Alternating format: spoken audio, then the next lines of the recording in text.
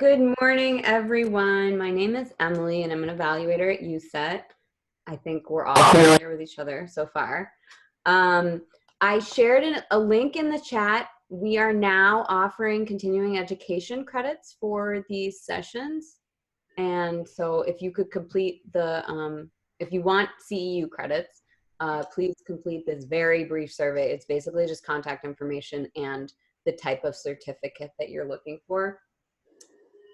If you haven't done so already, please mute yourself. You're being recorded. The recording is already on. Ask questions in the chat or at the end of the presentations. And then towards the end of the call, I'm going to share a different link that is going to be for evaluation. And that is all. Great, thank you. We have some disclosures that we need to disclose. So this is an activity is jointly provided by Cardia Services and United South and Eastern Tribes. Go ahead to the next slide.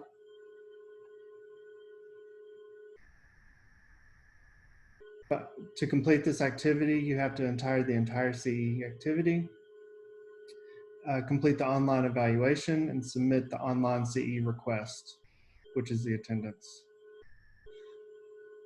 Your certificate will be sent via email. If you have questions, contact Kayla. Next slide.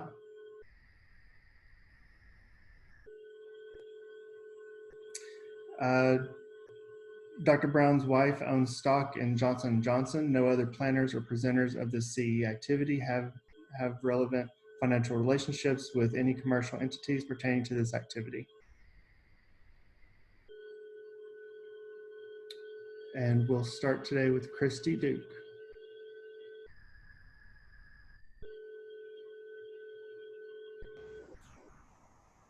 Good morning, everybody. How are y'all?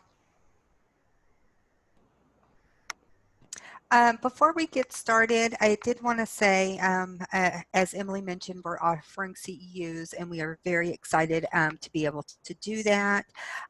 We had a brainstorming session with our staff last week about how we can expand these ECHO sessions even beyond clinical offerings. And so we're looking at a variety of different things, maybe having some emergency preparedness information about stockpiling PPE, connecting with our Nashville area office partners, and maybe get Kit Gross to talk about sanitation and COVID-19.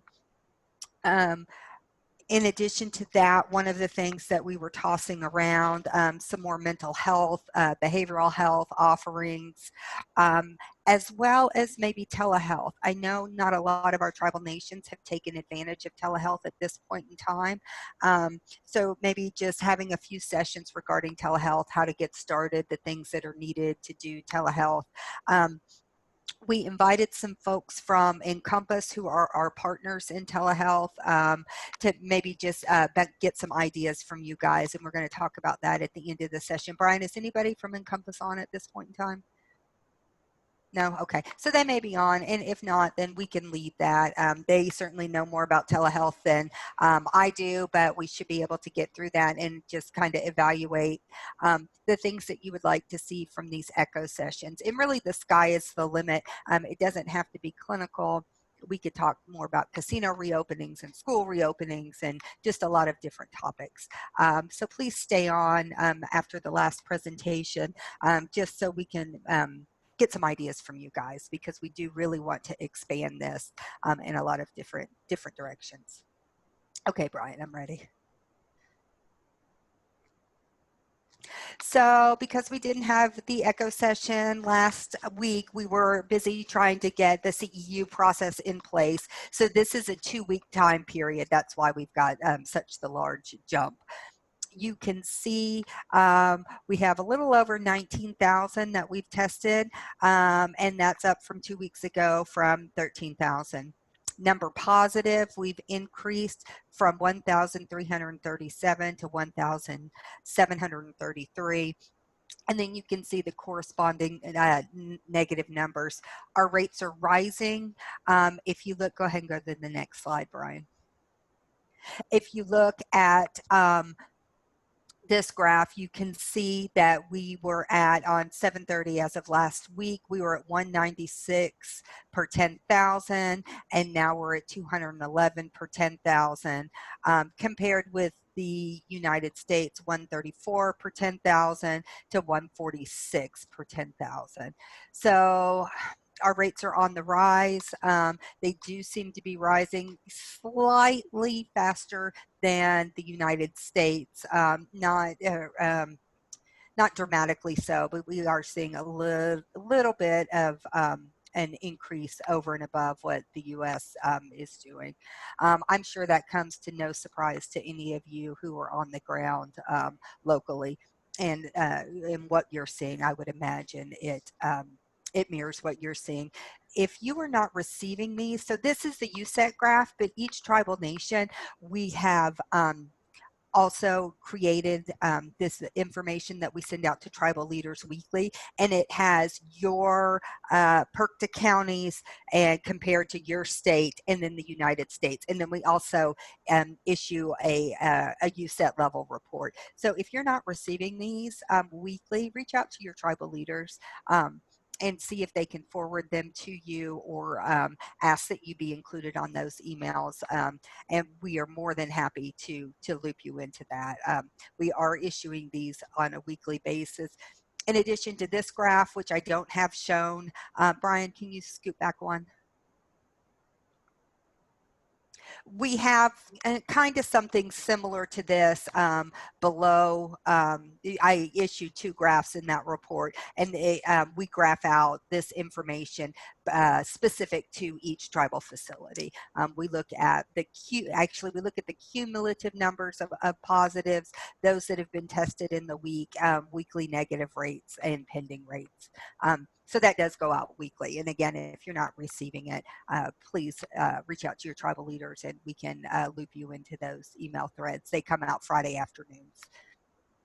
Okay, go ahead, Brian. All right. As always, we do have the Red Cap surveillance tool. We are still making that available. If you feel like that you would like to take advantage of that, please contact us and we'll be happy to get you set up. In addition, the Friday weekly reports, we are able to tailor them. So if you have a data point that you would like to see or to have us track, just reach out to us and we'll be happy to tailor that. As always, if you have any other questions or any other EPI assistance that you might need, you can contact us at usetepi@usetinc.org. And I am going to turn it over now. Who is Dr. Mira going first, or Dr. Brown? Dr. Brown is going first. Okay.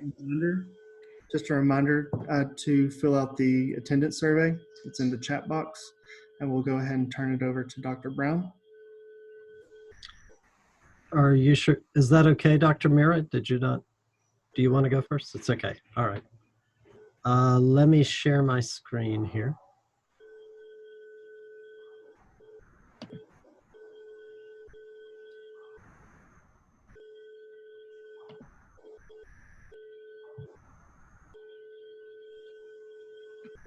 Okay.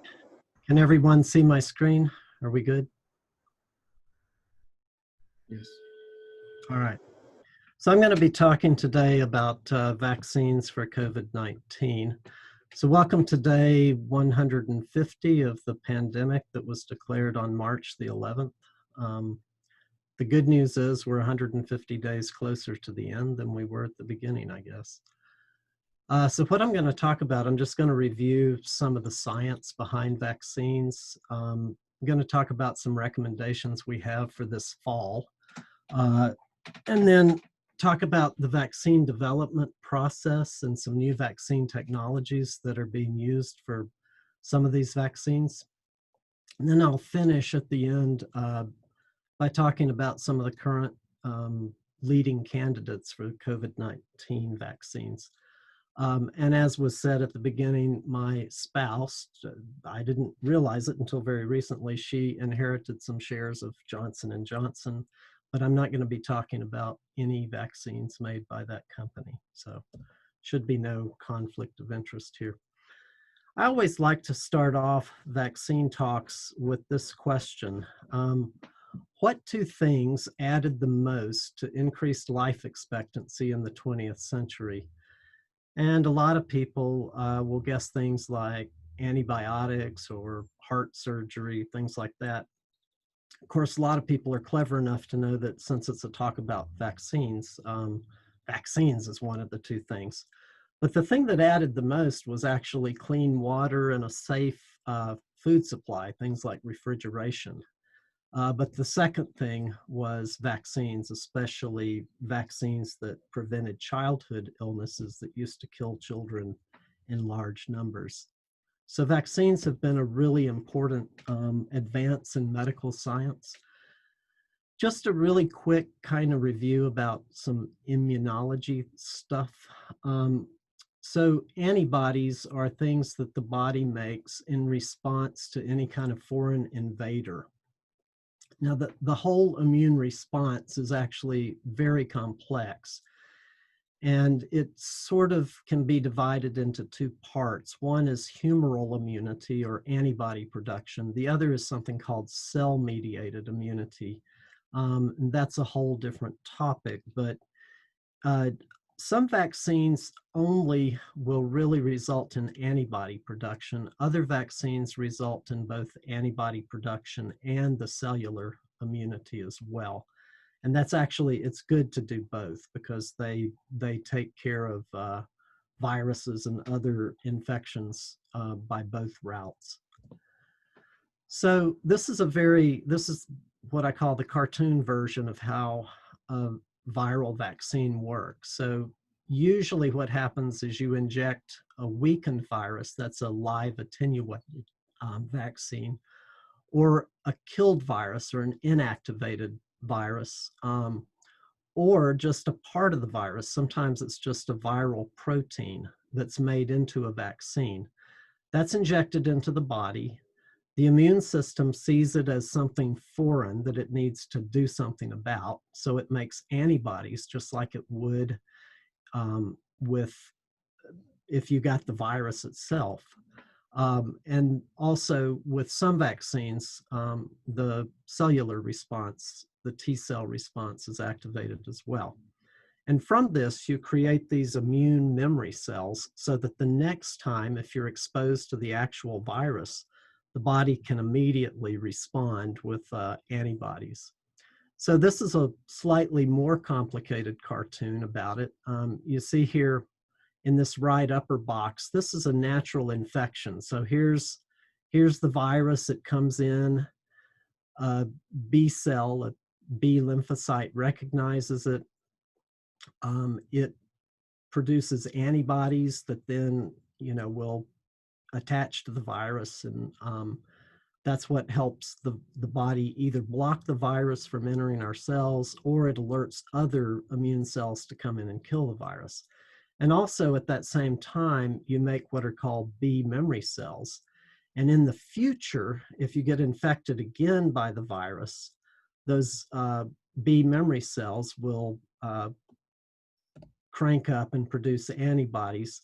And the second exposure to an infection, you have a much faster immune response. In vaccination, either the virus or a part of the virus is put into the body, and then the body does the same sort of thing. It creates these antibodies and B memory cells. And then if you're ever exposed to the actual virus again in the future, the body mounts that same immune response with antibody production to neutralize the virus. I'm sure you've all by now seen multiple pictures of the SARS-CoV-2 virus. The virus, it's important, these little spikes on the viral surface, those are the things that you see often in pictures. And it's where coronaviruses get their names. The spikes look like rays of the sun.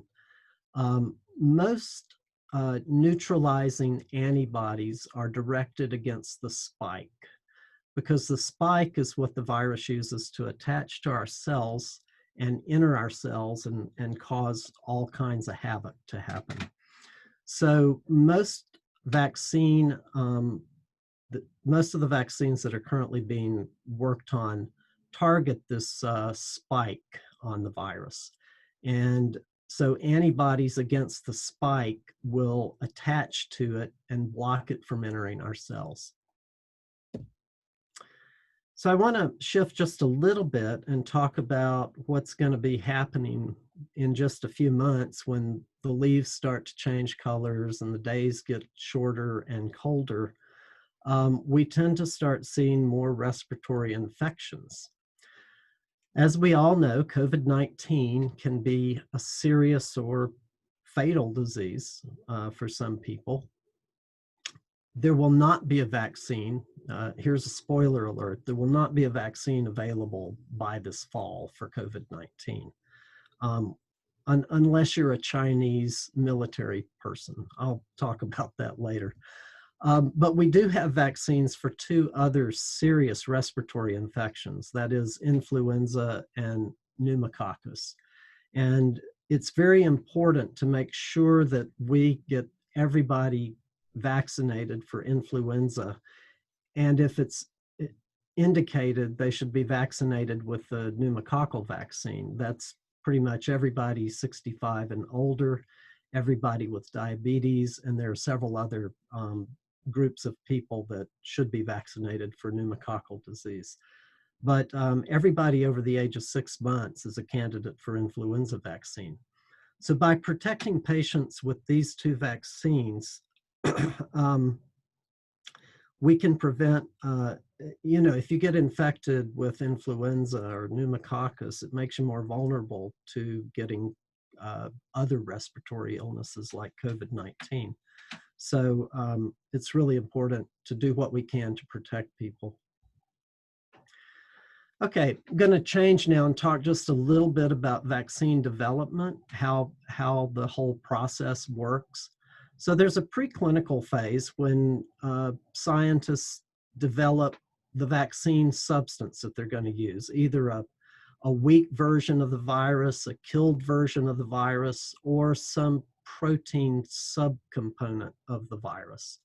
These protein subcomponents are usually made with some kind of recombinant technology or other genetic technique. So once they get a candidate substance, they test it in cell culture to see if it works, in cell culture. If it does, then they move on to animal studies, usually either mice or monkeys, and they see if the vaccine appears to be safe and effective in animals. So after that, if all of that goes well, you can go to human clinical trials. And I'm sure probably most of you who read the news or keep up with any of this have heard of phase 1, phase 2, phase 3. Well, what exactly does that mean? Phase 1 in vaccine human clinical trials, they start off with a small number of volunteers. And really what they're doing is looking for, number one, is it safe? Do any of these people, when injected with the vaccine, do they have a serious, reaction? Do they go blind or, keel over dead?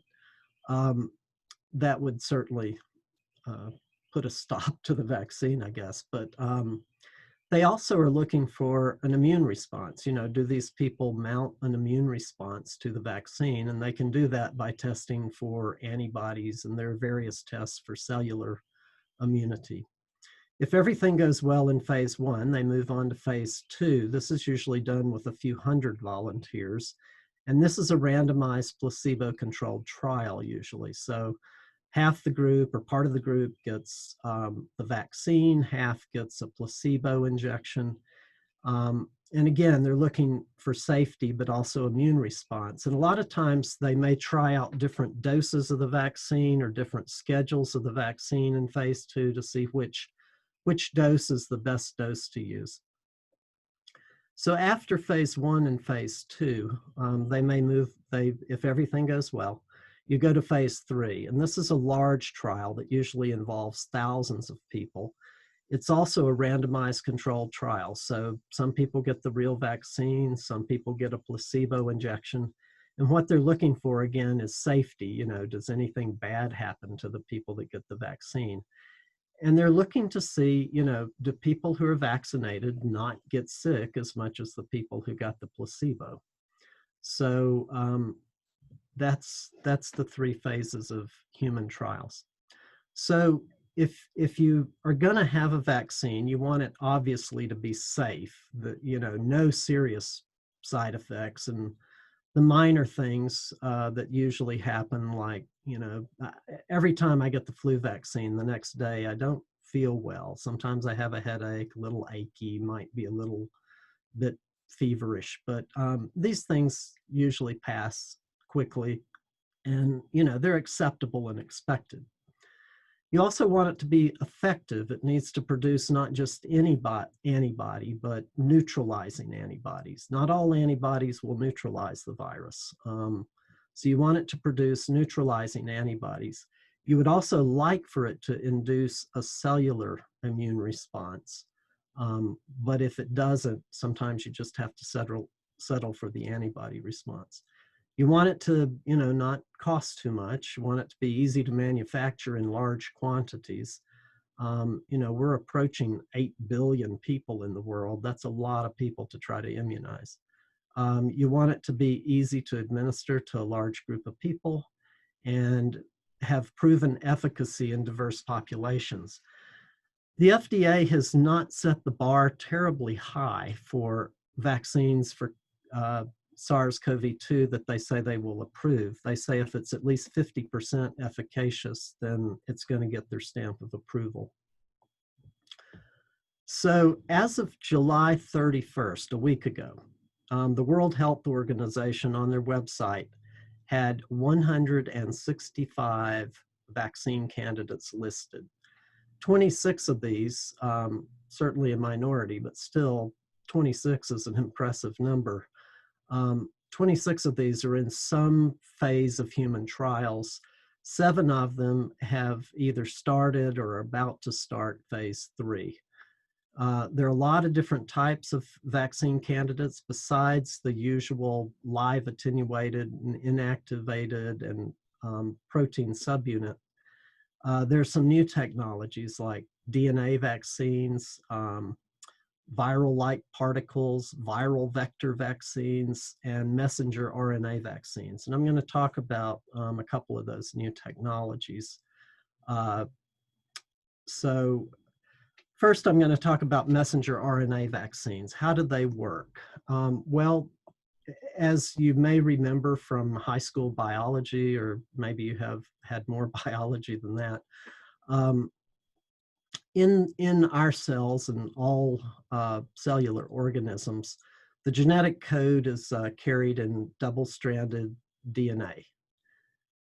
When a protein is needed to be made, the DNA can be transcribed into messenger RNA, and then the messenger RNA is read by these little parts of our cells called ribosomes, and that makes proteins, either hormones or enzymes or structural proteins, or, you know, an awful lot of the stuff that our body uses for life is a protein. So that's how messenger RNA functions in our cells. So about 10, 15 years ago, people started sort of experimenting with artificially made messenger RNA to be used in various medicinal ways, one of which is to make vaccines. So here's a picture where over here on the left, you have some synthetic viral messenger RNA. So let's say that you want to make a vaccine that will produce antibodies to this SARS-CoV-2 spike protein. So what you do is you cook up some synthetic messenger RNA that will produce the SARS-CoV-2 spike protein. That's then injected in a vaccine. It goes into our own cells. Our own cells, using their ribosomes, will translate this messenger RNA into the desired viral protein. The reason that this is such an elegant thing is you're putting, you're using your body's own cellular machinery to actually create the stuff that you want your body's immune system to then attack. And it really is, I think, a pretty elegant process. This is a little more complex picture. The trick with messenger RNA vaccines is actually getting the vaccine, the messenger RNA, into cells. If you just inject the messenger RNA, it's going to be degraded before it ever goes inside the cells. So what they do is they package it in these lipid nanoparticles. These are little, very, very, very tiny drops of oil. And the messenger RNA is protected inside these little tiny oil droplets. Those then are able to go through the cell membrane and find the ribosomes that then make the viral protein. That's excreted by the cell, and the immune system comes along and says, hey, this is a foreign invader. Let's make some antibodies and have a cellular immune response. So these messenger RNA vaccines will induce both the antibody response as well as the cellular response. So here's another new technology that's being attempted. This is called a viral vector vaccine. So this is similar to messenger RNA vaccines, but what you do with this is you take some kind of virus. In the case of current research, they're using adenoviruses. Those are viruses that cause colds and sore throats in people. And you genetically modify that. You take out the parts of the viral DNA that replicate the virus. So it goes into your cells, it can't replicate, so it can't make you sick. And you put into the genetic code the thing that you want the cell to make, so that your body's immune system will see it and make antibodies and have a cellular immune response to it. So the adenovirus goes into cells. It makes the spike protein, and then along comes the body's immune cells, and they recognize it as foreign, and so they make antibodies and a cellular immune response. Very, very clever. All right, so I'm going to talk now about the 7 vaccines that are currently in phase 3 trials. There are 3 inactivated vaccines being developed in China. They all require 2 doses, 2 to 3 weeks apart. There are not yet any published results in any of the literature, but the company reports say that they work, they induce an immune response. Those 3 vaccines are being tested right now in Brazil and the United Arab Emirates. So now I'm going to talk about the ChAd-OX1 COVID-19 vaccine. Long name. This is a non-replicating virus that uses the chimpanzee adenovirus. So it's an adenovirus that chimpanzees get that humans don't get. So the virus itself won't bother us. It's a joint vaccine from the University of Oxford, who have partnered with a big company, AstraZeneca. They originally developed the viral vector for MERS, the Middle Eastern Respiratory Syndrome. That's another coronavirus that you've probably heard of. In the phase 1 and 2 trials, there were more than 90% of the people developed neutralizing antibodies. There were over 1,000 people in these trials, and there were no serious adverse events, but there were a lot of local and systemic adverse events, like the usual stuff. It hurts where they injected it. People felt tired, headachy, chills, fever, body aches, just not feeling well. They're going to do their phase 3 trials in Brazil. And one of the advantages of this vaccine is it produces an immune response with only 1 dose. If you want to read about it, there's an article in The Lancet from July 20th, and I've put the reference there. So there's CanSino, which is a Chinese company, is also working on a adenovirus vectored vaccine. This is a adenovirus virus type 5. This is a human adenovirus, but they've made it so that it can't replicate inside us. In their phase 2 trial, the low dose of the vaccine produced a response in about 96% of people. There were no serious adverse events. They're conducting phase 3 trials in China. And again, this only requires one dose. And there was an article in the Lancet that reported on their results. So now I'm going to talk about 2 messenger RNA vaccines, the first one being mRNA 1273. This is made by Moderna. The National Institute of Allergy and Infectious Disease has been involved. This is a messenger RNA vaccine that's put into these lipid nanoparticles. After 2 doses of the vaccine, 100% of people develop neutralizing antibodies, so that's considered to be very promising. Again, no serious adverse effects, but the usual kind of minor effects. Right now, phase 3 has started. They're trying to enroll 30,000 people in a whole bunch of different sites around the US. There are 2 reports in the New England Journal.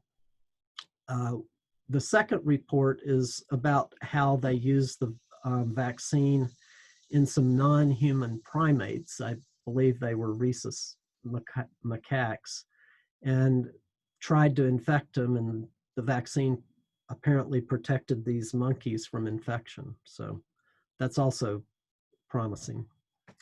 And then finally, there's a German company called BioNTech that has partnered with Pfizer.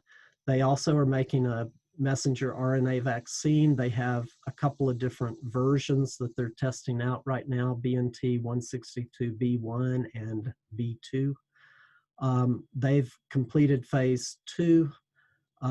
Again, 100% of people develop neutralizing antibodies, no serious adverse effects, and they have started phase 3 trials here in the US. The report of their phase 1 can be found on a preprint article that I've cited here at the bottom. So just some closing thoughts. You know, I'm feeling guardedly optimistic after researching some of this. With 165 potential candidates, there should be at least a few that turn out to be safe and effective.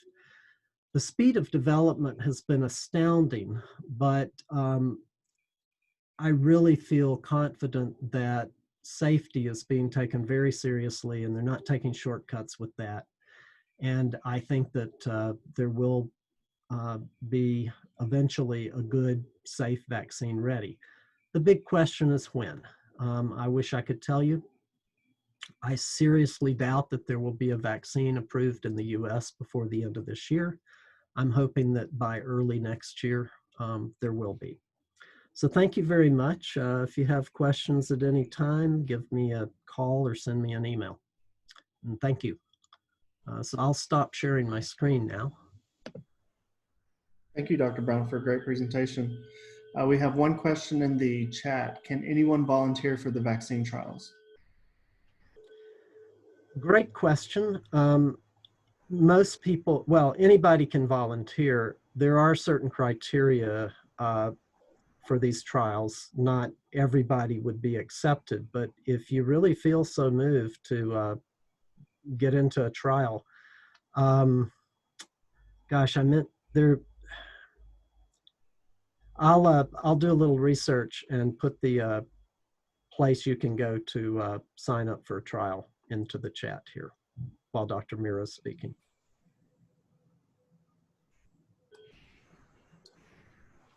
Okay, here's another question that was sent to me. How do we know that this virus won't decide to become able to infect humans? I guess you're talking about the adenoviral vectored vaccines. Okay, the one is a chimpanzee adenovirus that does not infect humans, and it's been modified so that it will not infect humans. The other one, adenovirus 5, is a virus that typically infects humans, but what they did with it was they took out the parts of the genetic sequence. Adenovirus is a double-stranded DNA vaccine, so that its genetic material is very similar to, cellular organisms. But they took out the part that allows it to replicate. So it can go into us, but it can't reproduce, so it doesn't infect you. The other thing is adenoviruses, as long as you're immunocompetent, are typically don't cause a bad illness. It causes sniffles and sore throats. Of course, that's what somebody I know said about coronavirus, but we'll not talk about that. Thank you. Any more questions for Dr. Brown? There's another question in the chat. What happens to the development process if the virus was to mutate? Now, that's an excellent question.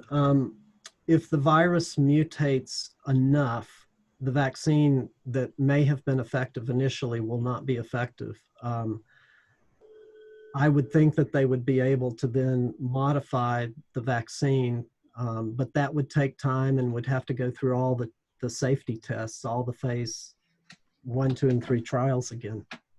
So yeah, that would be a bad thing, and there's no guarantee that that's not going to happen.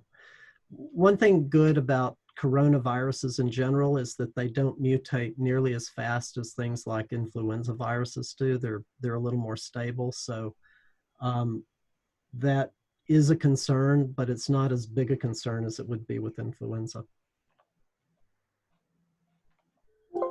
And are any of the vaccines on the trial nasal vaccines, or are they all? The ones that are, yeah, that's another good question. Currently, all the ones that are in trials are injectable. There aren't any nasal vaccines as of yet, although I have read that some companies are looking into that. Okay, great, thank you. And we'll move on to Dr. Mira's presentation. Good afternoon. Can you see my black screen? Yes. Yes. Okay, so I'm going to start with a video. It takes about 2 minutes, and I think it's very, an image is worth more than 1,000 words. And this is comparing a surgical mask with a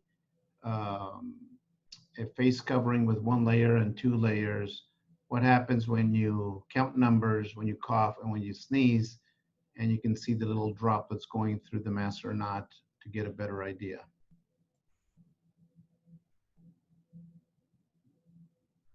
And on the top left is no mask, and the other ones are 1 cloth. The right corner is the surgical mask, the lower right corner.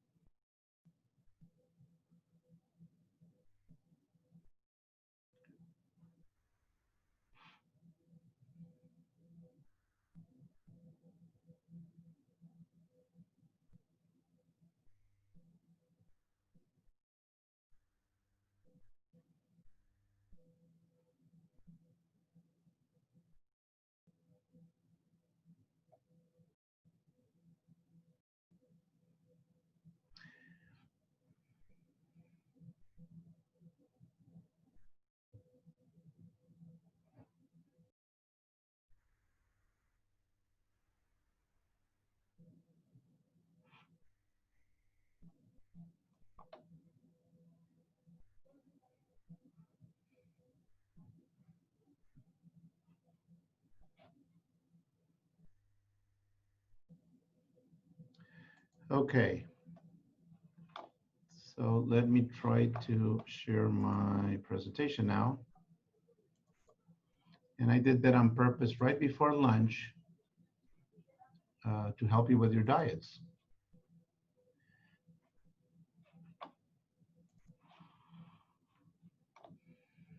Okay, can you see my presentation? Yeah, okay. So I'm going to be covering, well, I did cover the mask already. And then I'm going to be touching a little bit about ethnicity and COVID, and some studies on nasal swabs collected at home, some studies on PEDS. And I hope I can get through all of this in a timely manner. Okay, so we saw this mask comparison, and basically you could see that it does make a difference if you're using a surgical mask versus a one-layer cloth mask or a two-layer cloth mask. So what I learned from this video is that in our hospital, visitors are required to wear any type of mask, including cloth mask. But I think if they're having any symptoms, they should be giving a surgical mask when they walk into the hospital, because if they cough or sneeze, you can see what happens. Even the surgical mask let a few particles through, but it's usually within 5 centimeters of the patient's face. So this is looking at what percentage of the population in the US who has gotten infected with COVID, what is their race and ethnicities. American Indians, 1.3%, which is a little bit higher than what they represent of the overall population, which is 0.8%. Then you can see Blacks, 19%, and they represent 14% of the population. And Hispanics, they represent 18% of the population, but at 32% of the COVID cases are in Hispanic population. So all minorities are affected more than the majority, which is the white population. When we look at deaths, of course, there's more deaths in the groups of people who have the most COVID infections. American Indian, 0.7%, that kind of represents what their proportion is in the US population. So it doesn't seem, from this at least, that death is greater because you're a Native American, but we don't really know that yet. This is very interesting. When you look at hospitalization rates, and this is rate per 100,000 population, the ones who get the highest rates of hospitalizations are Native Americans, and then African Americans, and then Hispanics, and then the rest. So we do have a problem apparently in being hospitalized more. The reasons to that, it's not known. Maybe they consult later, maybe they get sicker. We don't know that yet. So switching gears, there's been a lot of debate if kids should go back to school or not. And on one side is saying that kids do not get as much as infections, and when they do, they don't get as sick. But okay, so we have a couple of studies supporting that, but this study looked in Chicago. It was a pediatric health tertiary medical center, and they swabbed 145 people from ages 1 to 60. And when they looked at the ones that were less than 5 years old, actually this chart is a little bit deceiving because the lower you are here, it's the worst. This is replication cycles of the PCR machine. The fewer replication it has to do to detect the virus, that means the higher the viral load. So the bottom line is that kids less than 5 years old have a much higher viral load on their nasal passages than kids that are 5 to 17 or greater than 18. All these patients were symptomatic. They excluded the extremely sick, and they excluded the ones who started with symptoms more than 7 days before they got swabbed. But they did not look at transmission. So you need to be careful. They're not saying that kids transmit it more. They're just saying that little kids have a very high viral load, and that is a little bit worrisome. This is a study looking at self-collected swabs at home, and what they did is basically these were all, the majority were healthcare workers. So it kind of puts a little down on this study because you would like to see lay people doing their swabs and not healthcare workers. But anyways, healthcare workers would get swabbed in the hospital or clinic, then sent home and asked to swab again themselves. What they found is their sensitivity of self-swabbing compared to hospital swabbing or clinic swabbing was 80%. Now this could actually be a little bit higher because many people swab not immediately after the first swab, but the next day, and that could decrease positivity. So what we know, it's not perfect, but perfect is the enemy of good. It might be good enough for you to do it at home and not have to come to the hospital and expose other people if you're positive, or increase the use of PPE for those who have to swab you. So I think this is something to have in mind, of decreasing exposure of healthcare personnel to people who are symptomatic, and just tell them to swab at home and send their test. But sensitivity is not as good as the one at home, but specificity is just as good. This is a very interesting study. This is a mobile device app that has been used in the United Kingdom mainly, and in the US. More than 2.5 million people in the UK have used it, and almost 200,000 in the United States. And basically the app allows you just to report your symptoms, also if you got a PCR for COVID done or not, and if you're positive. So what they looked at is all those individuals that were positive, 7,000 people tested positive, and they looked at their symptoms. And the two symptoms that had the highest predictors were the highest predictors of COVID compared to COVID negative patients were loss of taste and smell. And it had a sensitivity about 65% and a specificity about 78%. So it's not great, but it is something that should alarm you. Not alarm you, but warn you that this could be COVID. The other two symptoms were fatigue and a loss of appetite that were statistically significant. So, you know, it's not the most common symptom. We see it in about 10 or 15% of our COVID positive patients reported as a spontaneous problem. But when they're positive, when they have it, it's highly suspicious that it could be COVID, especially now that we don't have many other viruses circulating. Now, when we get into influenza season, that may change. This is a very interesting study on vertical transmission. And basically, you know, the CDC has recommended that you discuss with a mom who's COVID positive about to deliver if they want to breastfeed or not. And about a month or two ago, the recommendation was, you know, offer them to separate the newborn from the mother, although this may have a lot of consequences and, you know, in the long term. But anyways, this study looked at 1,400 deliveries, 116 moms who were positive for COVID-2, and all their babies were asked to be swabbed at day 1, 1 week later, and 2 weeks later. So they evaluated 82 out of 120 neonates who completed the study. 83% of these 82 babies were roomed with their mothers. Their mothers were just asked to use a mask and hand and breast hygiene before they breastfeed. And the good news is that 14 days later, none of the kids were COVID positive, and none of them were symptomatic, none of the babies. So this is an important study because it reinforces the concept that there is a risk, but the risk is probably small of a mom infecting a baby. And in view of the benefits of early mother and neonate bonding and breastfeeding, you know, rooming in and direct breastfeeding seems to be safe and should be promoted. At the end of the day, I think, my personal opinion, you have to explain this to the mom, and the mom has to decide what they want to do. But I would add this study as, you know, the chances are low that the baby will get infected. Someone asked me not long ago, N95 versus KN95. KN95 is N95s made in some Southeast Asia and China. And basically, this chart just compares them. There are some differences that are in the green bubbles here, but they're really minor. The important thing is that it filters 95% of the particles that go through that mask. So they're comparable, and you can use them if that's what you have at your facility.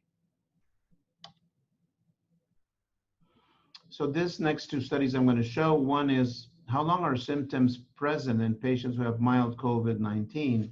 And this study published in MMWR, out of 275 individuals, 35% had persistent symptoms even up to 3 weeks after the infection.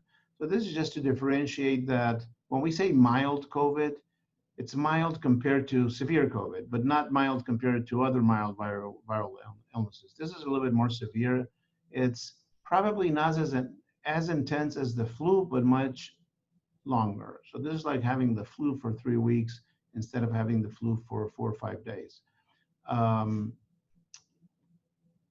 So 19% of the individuals that were young, 18 through 35 years old, 3 weeks later still said that they did not have come back to their baseline. I think this is important clinical information because we get a lot of calls of patients that we take them off isolation at day 10, and then a week later they still call that they're still coughing and they don't feel well. And it's just important to tell them that this is just what the disease looks like. Of course, you need to make sure there's no complications going on, but for the most part, it's just going to be weathering out this virus for the next 3 or 4 weeks. And this study was done on hospitalized patients with severe COVID-19, and they were evaluated 60 days after their symptom onset or 6 days after discharge. And mean age was 56, 37% were women, and 5% of those had been on a mechanical ventilator, and 15% required non-invasive ventilation. So they all had severe disease. And when they were evaluated, only 13% were symptom-free. The majority were having either 3 or more symptoms or 1 or 2 symptoms. And the symptoms mainly were fatigue, dyspnea, and joint pain. And some had chest pain. So 45% were not back at their good state of health as they were before COVID-19. And that's also important to know. And we still do not know the long-term complications of COVID-19 in these patients. This is just a very nice illustration of why some people get severe disease and why some people get mild disease. So it boils down to your interferon response when you get infected. You know, interferon is a very important cytokine that helps combat viral infections. But it is the one that makes you feel sick. So when you get influenza, you feel sick, not because of the virus, you feel sick because of the interferon you're producing. But interferon is important. So those patients who have a good interferon response seem to control the viral titer better, and they end up having a mild infection with a normal immune response. Those who do not produce good interferon response probably need more monocytes and macrophages to be activated to try to beat the virus down. That produces a lot of cytokines, among them IL-6, IL-10, etc. And this is what causes a lot of inflammation in your lungs and make people get very sick, have ARDS, and eventually some of them unfortunately die. So this is why we are using antivirals to keep the viral load as low as possible, and then dexamethasone to try to put some brakes on this exaggerated immune response that's actually causing the damage in your lungs. Someone had asked me in another echo, you know, what, it's funny because I'm an infectious disease specialist and people think that I am the expert in cleaning materials. And actually I know as much as you do. So, or less probably. But this is a slide that kind of summarizes it very nicely. So anything that has alcohol, 62 to 71%, or 0.5 hydrogen peroxide, or 0.1% of sodium hypochlorite, that is all good to kill the virus. Products that have benzalkonium or chlorhexidine, digluconate are a little bit less effective. So basically look at the labels of whatever product you're using and make sure they have one of these 3 things, or that they have been certified to be good detergents to kill the virus. And it's not very difficult to kill this virus with detergents, but you just need to use the right ones and at the right concentration. And that slide actually was to respond to a question regarding what is the role of antibody testing, and that has really not changed. So you can see the antibodies are the dotted purple and gray lines here. Purple's IgM, IgG is the gray. They start appearing after week 1 of infection. So if you're seeing a patient with symptoms that are 3 or 4 days old, none of them will have antibodies detectable. Now, if you want to make sure, was this kind of coughy respiratory syndrome COVID and your PCR was negative, well, you can get an antibody at week 3 or 4, probably 4. And if they're positive, they had COVID. And if they're negative, they probably did not have COVID. It was something else. That's all I got for you. Thank you. Thank you, Dr. Mera, for a great presentation. Do we have any questions?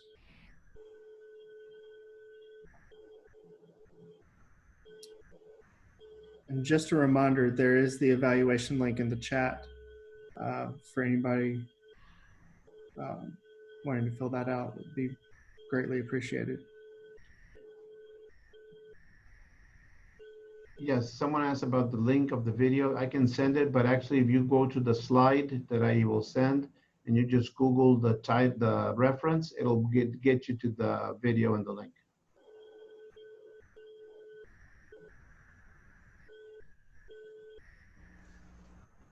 Also, I put the link for where you can sign up for a clinical trial in the chat. It's pretty easy to sign up. And there's probably a vaccine trial location wherever you are. There's probably not one that far away because there are at least 80 sites in the US that are doing various vaccine trials.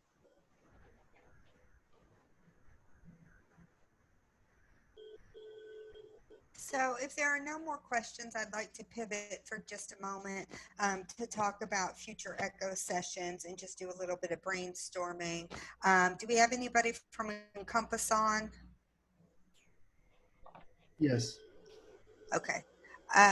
So we have one for those of you who hopped on a little bit late. We've got our partners at Encompass who have worked with a few of our tribal nations to set up telehealth, and we thought they were very interested in ECHO, and we're wondering if an ECHO presentation regarding telehealth about maybe how to get telehealth set up, how it could be tailored to smaller tribal nations might be of interest to folks. So again, as a refresher, we really want to expand these ECHO sessions.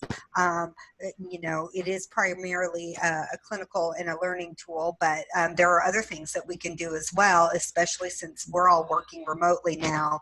So we do have the opportunity to expand that. So I want to throw that out there, see if anybody has any ideas or suggestions, or if anybody from Encompass wants to speak up and talk just briefly about telehealth and maybe some of the offerings. I have to jump out to another meeting, but I just want to make one quick comment. And this is about topics. Now, I mean, the telehealth, I think is good because it's a tool that we use. And, you know, if you get, you know, good information or better ways of implementing, I think that's always welcome. And actually, we did have some of those in the other ECHO that I participate. But one thing I would throw in for consideration is we're going to be jumping into influenza season very soon. And there are there's a lot of information that the providers need to know regarding vaccines, regarding antivirals, regarding diagnostics, and how to incorporate and prioritize that with COVID pandemic. So I think incorporating, making this maybe in a month or two when we hit the season, making them COVID-influenza, or maybe RSV even for the pediatric population, echoes, I think that would be helpful for the providers. And I apologize, but I need to jump out, and it was great being with you today. Thank you. Thank you. Appreciate that suggestion. Thank you, Dr. Mara.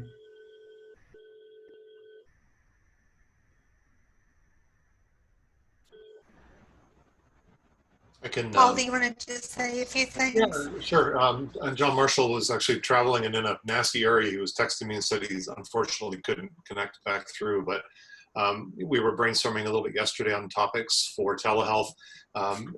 Christy, you'd mentioned one, just, you know, how do you start small? How do you begin the process? What is it like with behavioral health versus medical or different levels of medical? Perhaps what some of the best practices or workflows would be.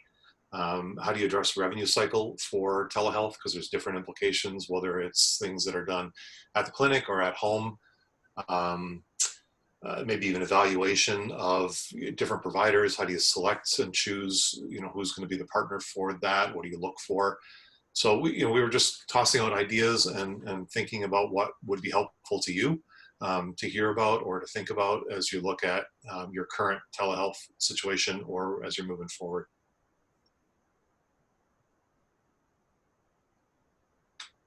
Anything come to mind that would be helpful in terms of a Echo Talk on telehealth?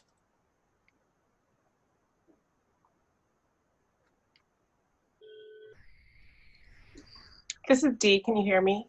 Hi, Dee. Okay. I had actually suggested something to include in the health director's teleconference last month. And it was similar along those lines that you had just presented, Paul. Mostly just the business practice versus like the actual telehealth care. Those were things that were, as you know, Paul, for us, were a little cumbersome for a small site, especially when dealing with multiple factors like broadband issues and connectivity. So I think that would be a good topic. I don't know how you focus it in on a kind of an echo call. I don't know, I'm still trying to grasp that. And I guess it's just using the platform a different way. So I think some of that would be helpful. I think other business practices could be useful in this setting, whether it's establishing those workflows. That has been one of the things that I wish we had done earlier when we set up our telehealth, is those initial provider workflows, as well as the business workflows as far as billing. So those are all something that you think of as you're going along the process. And so I think those would be helpful. I think another session that could be useful in this setting is school-based guidance. I know, Christy, you talked about something, an alert coming out soon for that. However, soon is a little bit too late for us, because then, we're finalizing plans next week. But it has been interesting the amount of reliance the schools and tribal government services have relied on the health facilities for that public health guidance.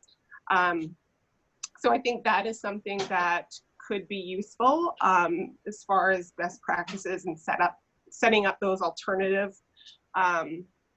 scenarios that we may have to switch to mid-year, mid-school year, I should say. So I think that's something that would be helpful. I think one of the other things that's specific to the telehealth component are those policy and procedures. If you don't have that currently in your 638 modification or your 638 contract, you're going to have to do a modification, a bilateral modification, in order to make that work and have it be covered.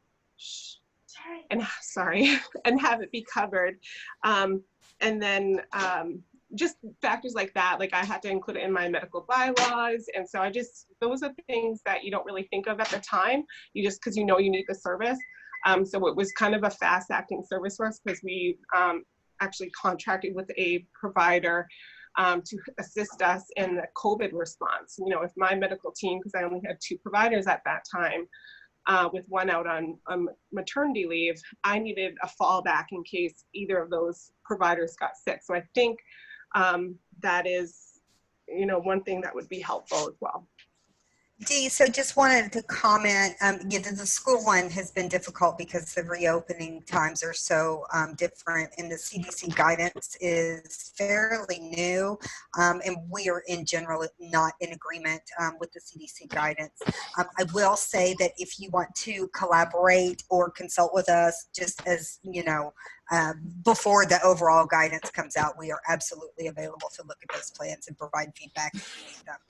And that's available to everybody. We had done that like with the casino reopenings. A few casinos had reached out to us just to talk through their plans. So, okay, I'll send I'll email you my guidance right now and see if you can look at that and suggest anything. Okay, would be happy to. Thanks, Dee. And those are great suggestions. We were even talking through the reality of how do you implement a telehealth program via telehealth. It creates more complexities with things like testing broadband. How do you do some of that? So we could even look at, part of this being a sort of a checklist of things that you need to be thinking about, or things you may have to be figuring out how to do within your own setting versus having somebody come and help do that. But that could easily be part of that same sort of checklist of what have we learned? Policies and procedures, great example. Going very fast to get some of this in place. That thinking sometimes comes after the fact. So be great to share what we've learned, what you've learned, what could be done differently, better for some of the other folks that are getting ready to proceed. And so much of this, the telehealth services and what we're talking about, the broadband translates into the schools, really. Other than the billing, obviously those sorts of things, but having the technology set up for that type of learning environment is, it's the same issues that they're facing in terms of broadband, in terms of equipment, in terms of, software know-how and that sort of thing.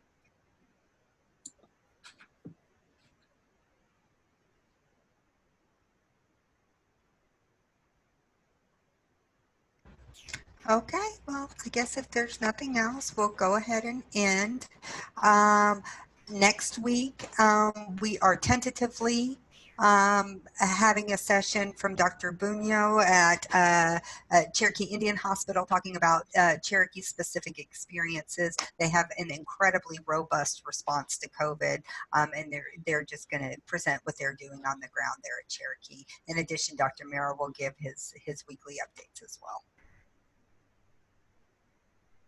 All right. Thank you. Great. Thank you, everybody. Bye-bye.